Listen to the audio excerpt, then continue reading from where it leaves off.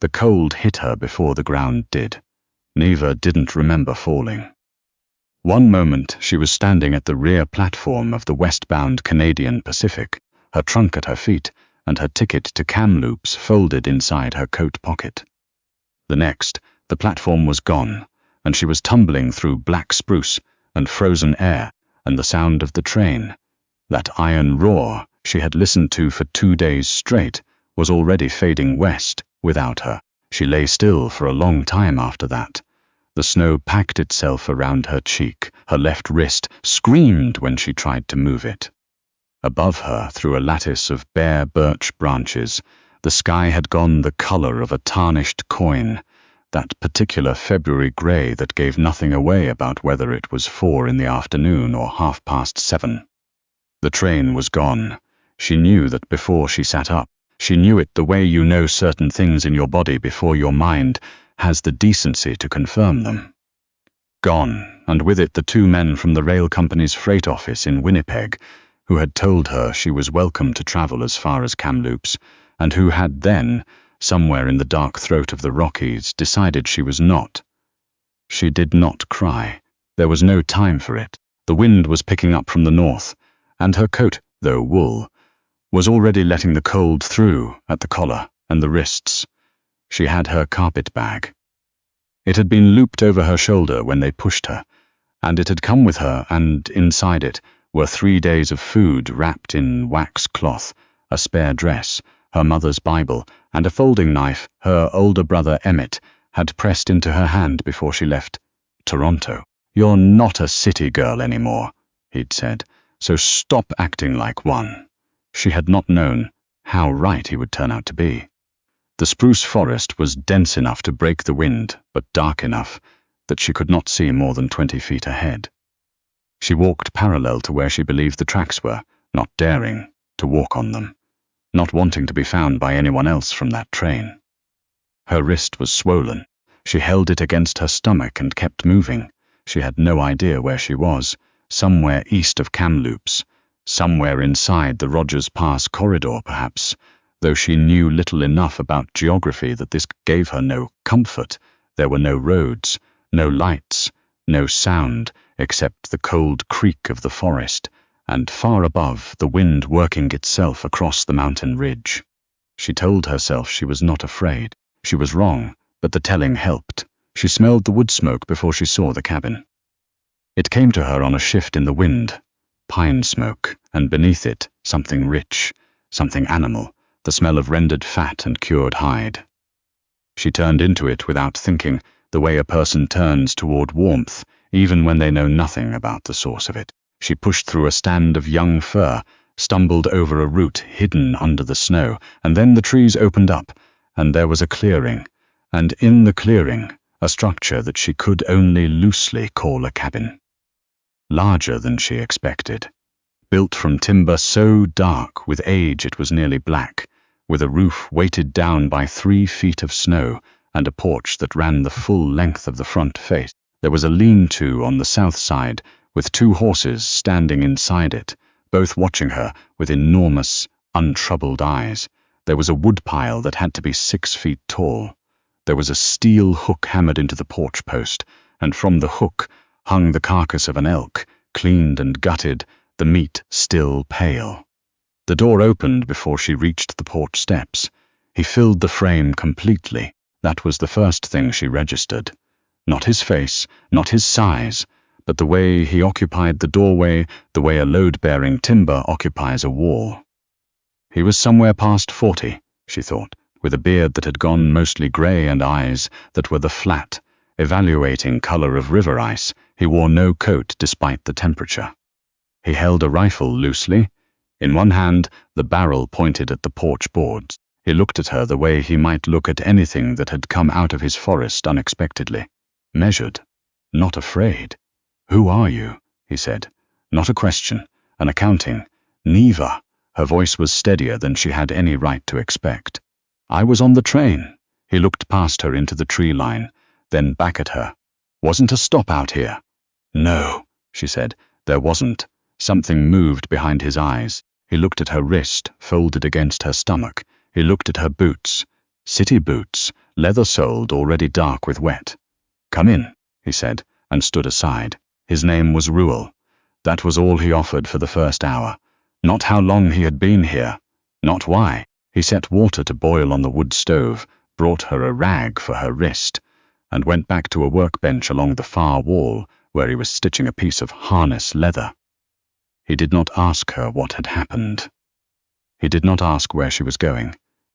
He seemed to have decided that questions, on the whole, were an inefficiency he could not afford. The cabin was one large room with a loft above. The walls were hung with traps of various sizes, coils of rope, bundles of dried herbs she couldn't name. There were pelts stacked on a shelf beside the stove.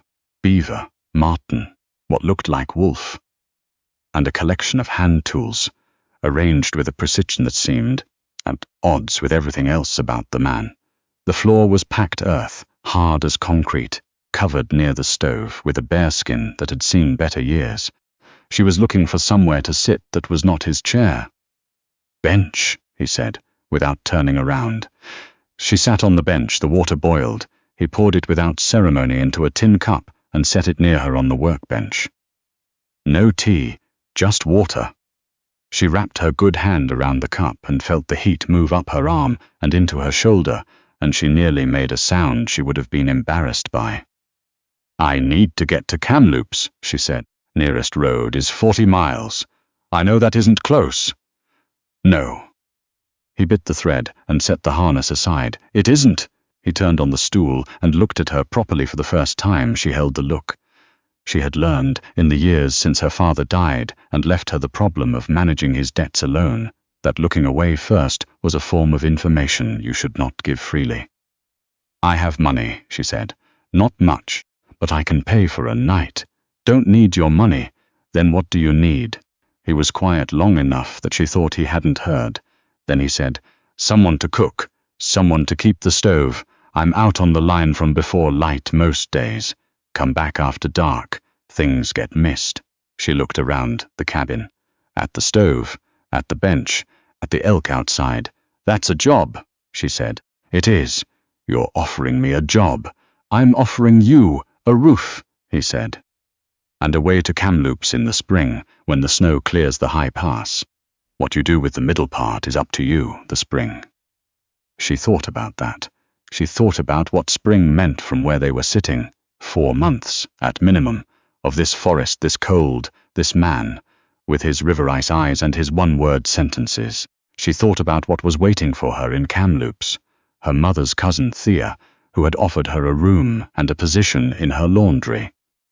"A new start," Thea had written. "You can make a life here, Neva. It doesn't have to be what it was. It didn't have to be. But it had to be something.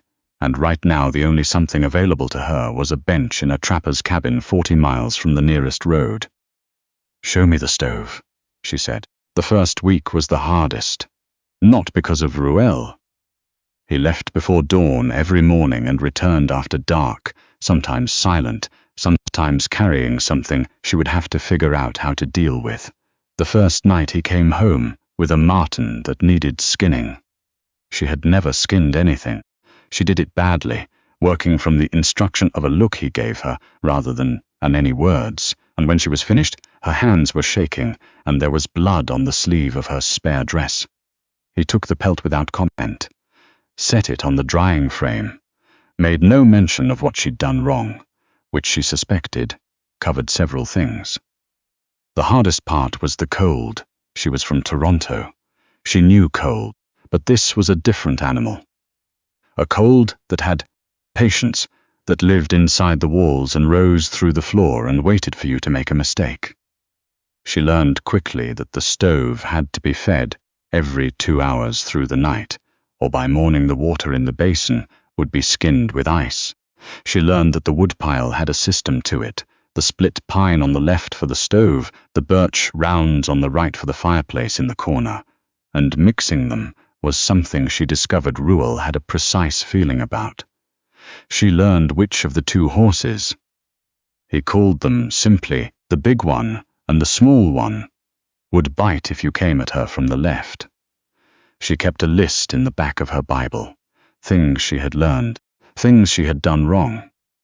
It started as a practical document, and somewhere in the second week became something else, a record, a private accounting of who she was becoming out here, mile by mile from everything she had known.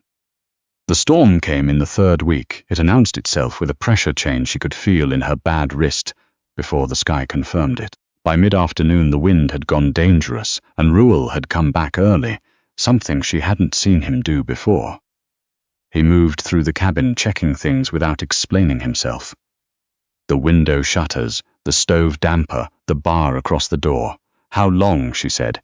3 days, maybe 4. She looked at the food stores. She had been managed them carefully, the way you manage something when you're not sure how long it has to last. We'll be fine, she said, more to herself than to him. He glanced at her. I know, he said. They were inside together for 3 days and 2 nights.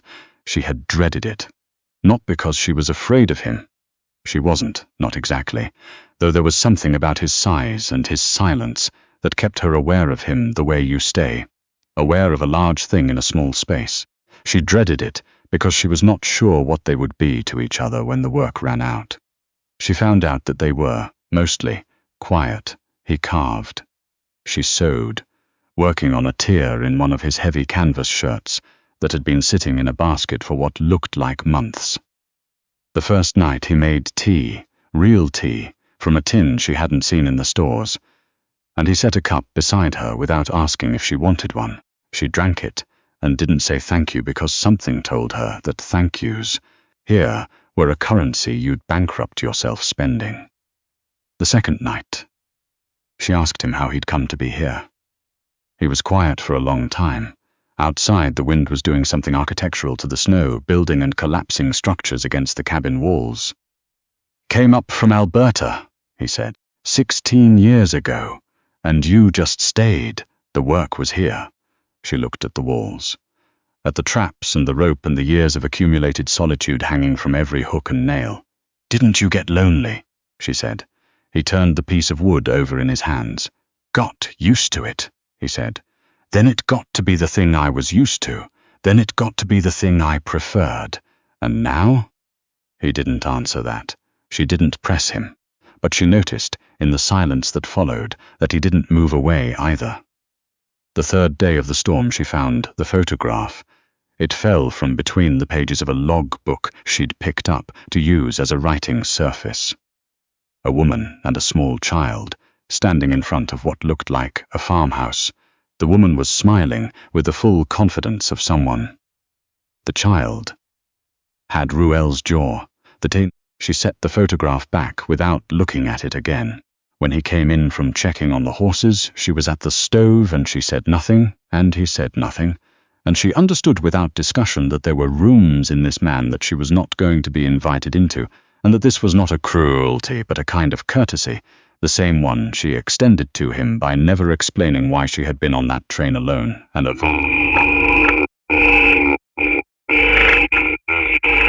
ticket. Some things were not for trading. They were just for carrying. The snow cleared in patches. Through March she had started helping with the trap line, not on purpose. She had gone out one morning to collect water from the creek and found him crouching over a trap that had caught something small and already dead, and without thinking she crouched beside him and helped work the release. He looked at her. She looked at him. They walked the next 100 yards of line together, in a silence that had changed its quality somewhere without her noticing. By April, she could reset a trap, rough skin a beaver, and read the mountain weather well enough to know when to turn back. She wrote to Thea, in March from the general store, in a small settlement they passed through, when Ruell went to trade. She told Thea she had been delayed. She told Thea she was safe. She did not say more than that, partly because she didn't have the words yet, and partly because she wasn't sure what the words would mean once she found them. Thea wrote back in April. The room is still yours, Neva. Come when you're ready. Come before summer if you can. She folded the letter and put it in the back of her Bible, next to her list. The first real warmth came in the second week of May. She was at the chopping block when she heard the sound of a wagon coming up the supply track. The first vehicle she had heard since she arrived. It was a trader named Fitch, broad and cheerful, who came up twice a year with dry goods and mail, and the particular kind of chattiness that develops in people who spend most of their time alone. He unhitched his horse and sat on the porch with Ruell and drank coffee and talked about the price of marten fur and the state of the roads south. "High passes clear," Fitch said. "Been passable a week now. Getting nicer every day." He looked at Neva with the open curiosity of someone who had definitely heard she was there and was choosing to treat her presence as unremarkable. "You heading down with me when I go, miss? Be heading back through to Revelstoke by Thursday." She looked at Ruell. He was looking at his coffee cup. Thursday, Revelstoke. The train to Kamloops, Thea's house, the laundry, the room that was still hers. "Come when you're ready." She thought about the word ready. She had always understood it to mean finished grieving, finished being afraid, finished becoming whatever to you after the things that happened to you. But standing in the May sunshine with the smell of snowmelt coming off the mountain and her hands rough in ways they had never been in her life, she thought that maybe ready didn't mean finished at all. Maybe it just meant you knew which life was yours. "I'll think about it," she told Fitch. "Let me think about it tonight." Fitch nodded. Ruell said nothing, but when he stood to take the empty coffee cups inside, he stopped at the door and looked back at her, just for a moment, with an expression she had seen on him exactly once before. The night of the storm, in the silence after she'd asked if he got lonely. Not an answer, not a question, just the fact of her, registered. She turned back to the chopping block and split the next log clean. That evening she made supper from what was left of the dried moose and the last of the salt potatoes, and they ate at the small table, as they had done every night for 4 months, with the stove going, and the last of the good light coming through the single west-facing window. After supper she washed the dishes. He sat at the workbench, with a piece of harness leather, the same type he had been working on. The night she arrived, and she stood at the basin and looked at the window and thought about Thursday. She had come here with nothing, a carpet bag and a knife and a ticket to a life she had borrowed from someone else's generosity. She had come here broken in a way she hadn't had language for yet, not just the wrist, though that too, but something deeper, the kind of breakage that comes from years of managing a life that keeps refusing to become what you hoped it would. She had not expected to be repaired here. She had not expected anything here. That was perhaps why it had happened the way it had. She turned from the window. "I'm going to stay through the summer," she said, "to help with the trap clearing and the resupply, if that works for you." He looked up from the harness. He held her gaze for a moment, and in that moment she saw something move across his face. Not surprise, but something quieter, something that had been waiting with more patience than she had given it credit for. "It works," he said. She dried her hands on the dishcloth. She sat back down at the table with her Bible and opened it to the back page, where her list was written in the cramped hand she'd developed for writing in bad light. She wrote one line at the bottom, then she closed the Bible and set it on the table, and listened to the mountain settle around the cabin in the dark the way she had learned it did every night out here, not with silence, but with a particular fullness, the sound of a world that required nothing from her except that she pay attention to it. Outside, the snow was still going off the high ridge. The horses shifted in the lean-to. Somewhere to the north, something moved through the tree line and then was still. She did not need to look up. She already knew where she was.